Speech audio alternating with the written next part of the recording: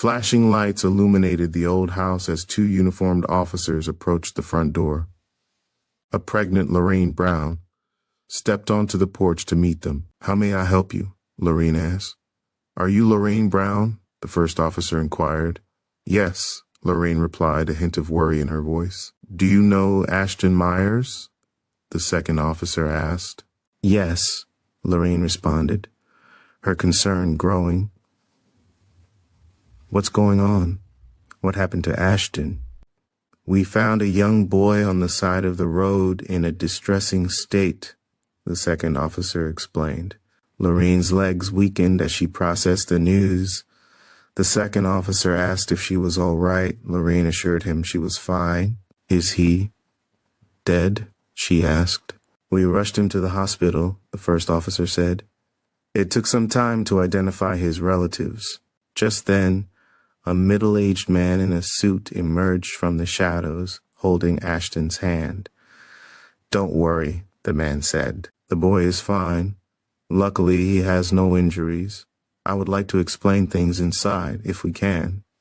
Lorene decided to let the man inside. As he passed the officers, he assured them that he would handle the situation from here, and they left.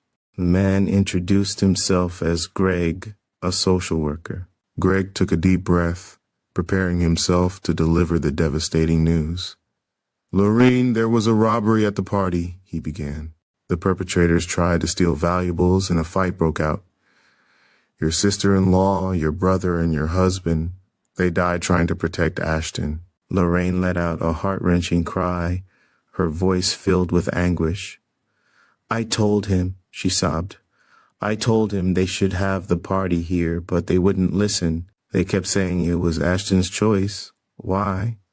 Why did my husband have to die just before our child is born?"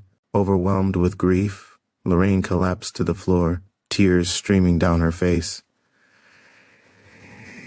Greg knelt beside her, placing a comforting hand on her shoulder. "I understand your pain, Lorene," he said softly. "This is a terrible tragedy, and you have every right to grieve. But right now, Ashton needs you. He's lost so much, and he needs his family more than ever."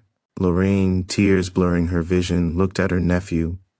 "How am I going to take care of him?" she asked, her voice trembling.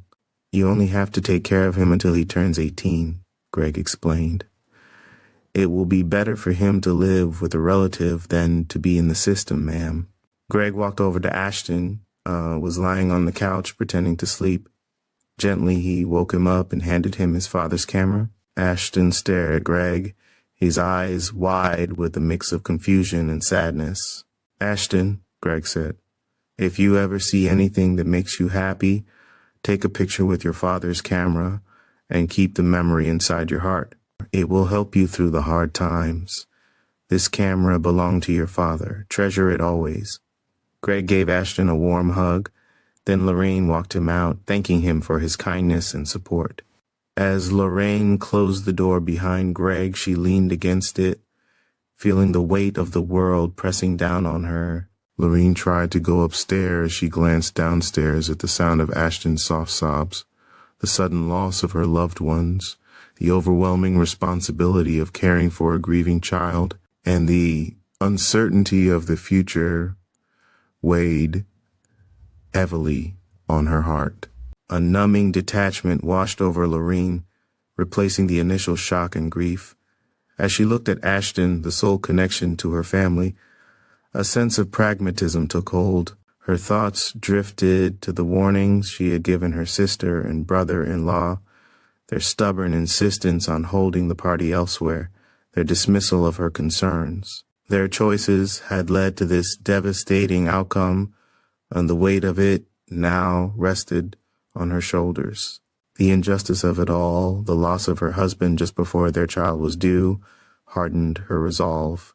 Ascending the stairs, Lorene's expression became determined. She would care for Ashton, not out of love or familial warmth, but out of a sense of duty. The boy was a responsibility, a constant reminder of the tragedy that had shattered her family. The fleeting warmth of compassion and empathy that had briefly stirred within her was replaced by an unwavering determination to fulfill her obligations, regardless of the personal toll it would take.